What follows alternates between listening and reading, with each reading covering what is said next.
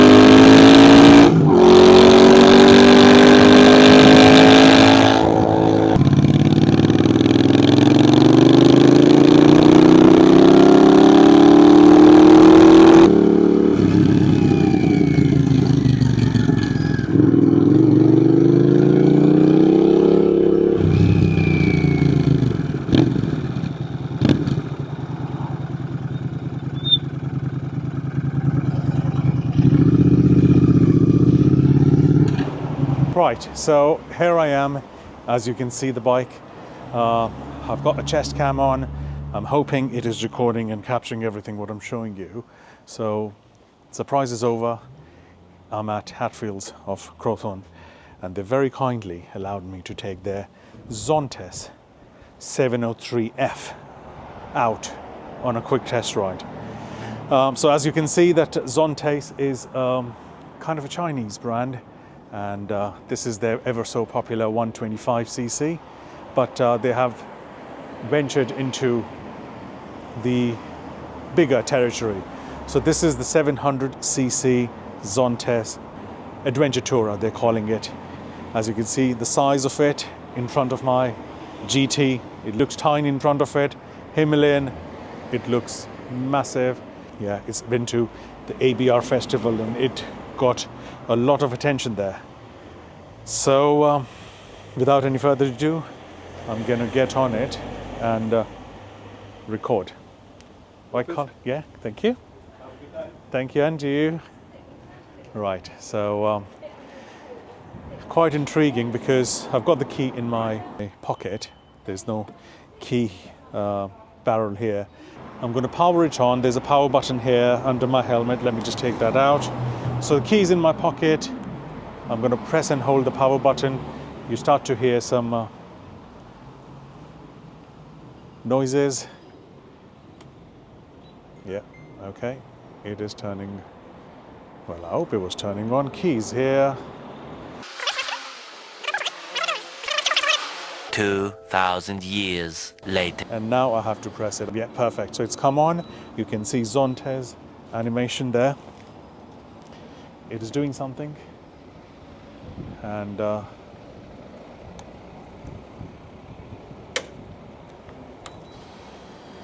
okay. Right, okay, I'm not going to move far away, I'm a bit worried. Okay, it has started, it is rebooted. I'm just going to give it a quick start.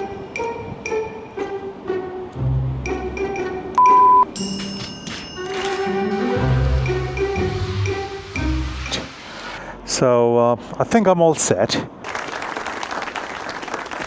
You have to press the clutch for it to start, but me being amateur, I did not know that I had to do that. Okay, we've started. We are going to put it on low beam. We're going to adjust the screen. Okay, perfect. I am going to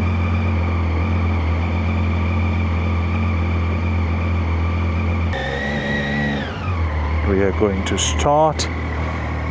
Feels good so far. Just have to, okay.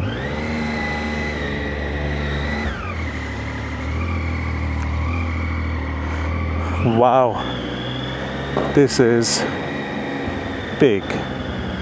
This is good. We're going to take it easy because this is a different beast altogether.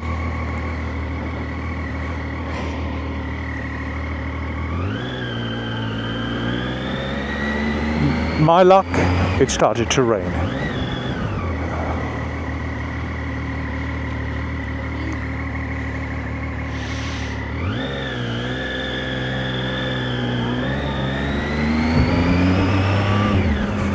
Okay, so far so good.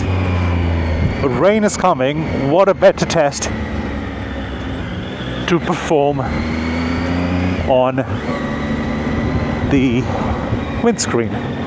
So we're going to hold it and we're going to plus it. Perfect. What is it dancing?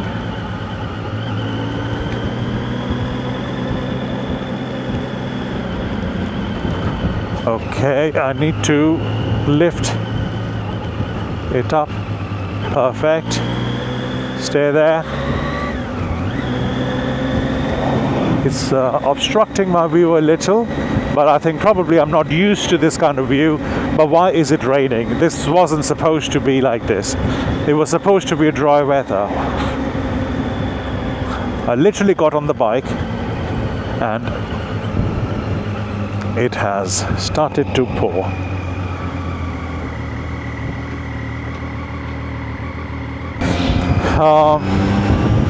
It feels good, very smooth. Very smooth. The sitting stance is high. I can feel I'm feeling little vibration on the mirror, on the right mirror. So that could be probably new. But with regards to vibration through the seats, through the footrest, nothing whatsoever. Even though I've just noticed, no, that's fine. I thought that there was a rubber shoe one there. So, first impression, of course, I am in town. I'm sticking to the legal speed limits. Oh, I will have to stop. I can't really carry on like this. I don't like it.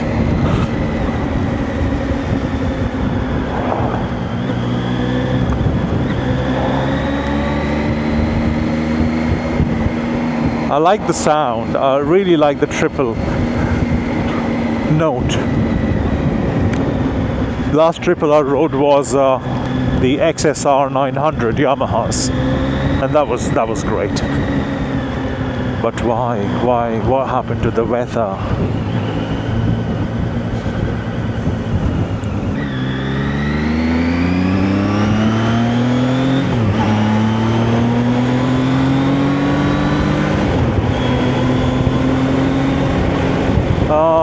Getting a bit of buffeting, so we're gonna try.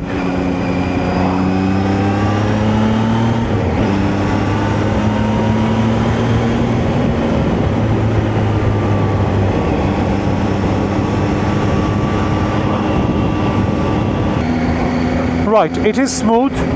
I can tell the bike is fairly new. It needs to be run in. It has got 95 horsepower engine. So I'm not sure, was I expecting a lot from 95 horsepower? Not sure. It's not feeling like a... Yeah, I'm finding it sluggish because it's on the lower gear. We need to keep the revs high.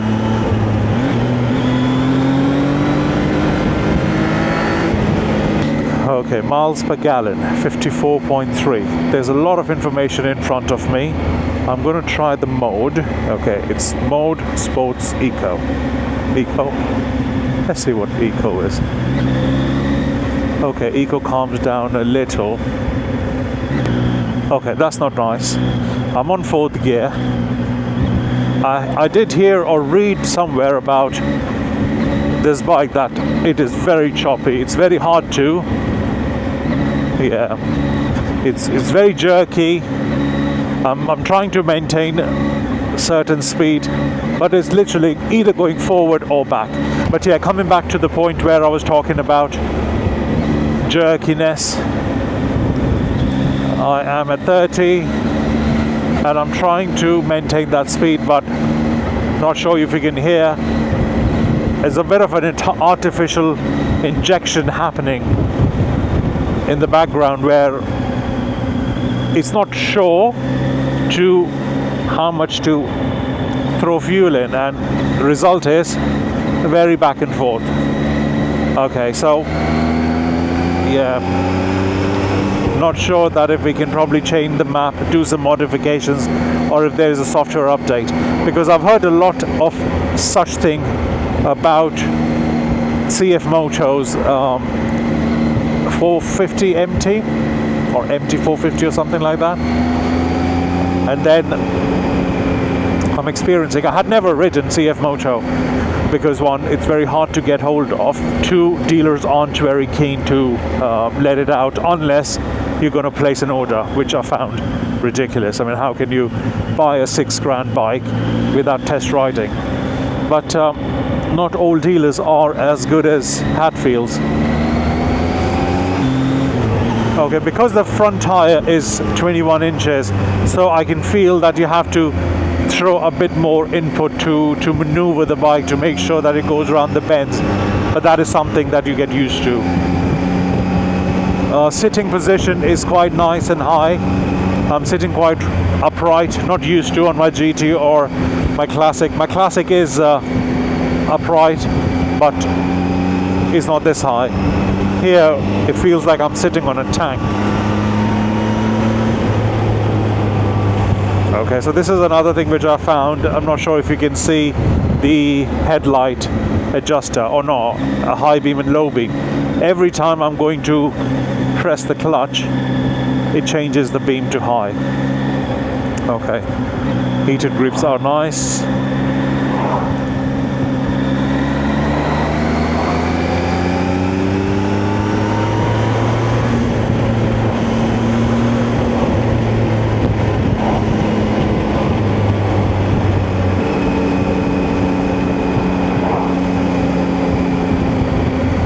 It's got the tire pressure monitoring system, so TPMS is great. It's telling me about the temperature inside the tires and the air pressure, which is always a welcoming thing. Okay, let's see if I can hit the motorway. So there's one intelligent thing about this motorbike is that it's restricted at the moment. When I say restricted, they've artificially added a software which restricts the bike to 6,000 RPM, so you cannot go past 6,000. So the moment you reach it, you feel that it's just running out of power, which stops you over revving the engine. But to de-restrict it, you don't have to do anything. Once you go past 600 miles, it opens up. So which is a great thing. I think more motorbikes or manufacturers should do that. It allows a proper run-in, but at the same time you don't have to pay anyone to open the throttle up.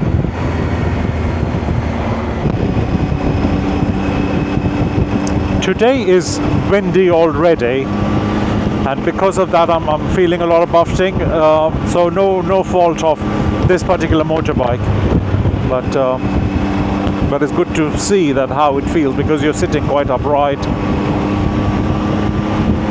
But now we'll be hitting the motorway.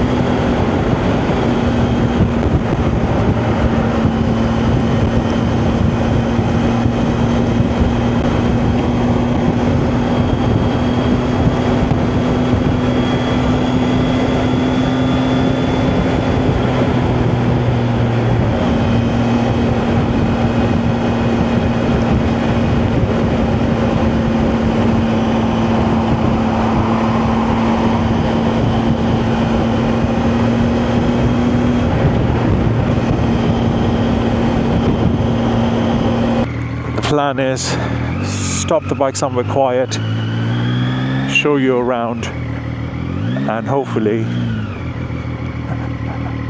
help you with your decision, or at least you can see that what would you rather do with this bike. Right, so here we are. As I promised that I wanted to stop somewhere to show you around the Zontes, or how do you call it, Zontes 703F. So this is their new latest adventure addition to their lineup, and this is the first time probably that they're bringing their bigger bike to the UK. They've got a good footprint around their 125cc motorbikes, and I think they were playing around with the 350 as well. Not too sure how 350 is doing, but the 125 is doing pretty well. So this one, it's a 703F, which has got a 699cc triple inline engine, and it has got 95 horsepower. A lot of tech. This bike is full of tech. I think that's what they're targeting as, that they're going to throw every possible thing in which you potentially get with the GS and other bikes which start at like around 20,000 odd pounds. But this one, I'll just go in no particular order, that things which I really liked about this bike. So I'm going to tell you a few things which I liked about it, few things which I did not like about it, but again, and this is based on a 40 minutes test ride. So I haven't had this bike for a long time, so forgive me if I have quoted something incorrect. So things which I really like: the camera. It has got a 1080p front and rear camera, and it works as your dash cam. So you can set it to record it the moment you turn it on, and it just stops recording the moment you turn it off. There's a little button here which you can press to take pictures whenever you want. So that I really like. Another thing which is good about this is it's a keyless, so that could be a good or a bad thing, but I really like the convenience of having a keyless entry. The screen, this is really good. This is the first time I'm riding this style of bike, and I know that with windscreen it can be really helpful, but this one you can adjust it on the fly, so it hasn't got any clips that it adjusts at certain levels, so it has got infinite levels of adjustment you can do while riding. Even though I did not find a perfect position for me, I'm around 6'1.5", and I was getting a little bit of buffeting on top of my head even at the highest level. But apart from that, smooth engine. The engine is really smooth, no vibrations whatsoever. I was comfortable around 40-45 minutes. I was riding, and I could have gone for another hour or so. So no drama there at all. Looks, it does look nice. Of course, it is something which is very personal taste, but I like the look of it. It's got a lot of plastic going on. Literally anywhere you see is plastic, but no creaks, no drama there, and it feels like it's going to hold itself. The exhaust is nice. If you can see, there's a triple exhaust going in, and it sits like here. And at the same time, they've provided you with a little glove box here, and it contains the battery top up, I think a charger, so that comes with the bike. So that sits there. And apart from that, what did I not like about the bike? The rear view mirrors, I'm being a little nitpicky here, but rear view mirror, especially on the right side, was little YB, so it was, you know, rattling. Not rattling, but I did not have a clear view on the back. In the UK, in July 2025, it costs around 7,199. So it's 6,999 plus 199 or £200 on the road charges. So just shy of £7,500. But at the same time, if you buy it now, you can have a 3-piece aluminium luggage, crash guards and fog lights all thrown in for £999. So we're talking about £8,500 for a bike. For an adventure bike with this level of refinement, this level of tech, you're talking about 20,000 the moment you stick any German sticker on. But this one, you're getting a good level of kit for not so much. Resale, I don't know how it's going to be like in 2 years' time because it's fairly new. Zontes on a whole, they do not hold their value much, but again, as I said, that it's a cheaper bike to start with already, so you're not going to lose much money. Tubeless tires, so they are tubeless and they come standard with the Michelin's, if I am not wrong. They do come with yes, they are Michelin's, so good rubber you're getting. But yes, going back to my point, just wanted to have a quick walkthrough and a ride with me video on this Zontes 703F. Any questions, give me a shout. I hope you find this video useful, and I'm going to see you in the next one. It's Sarab from Classic Talk signing off. You ride safe. Bye-bye.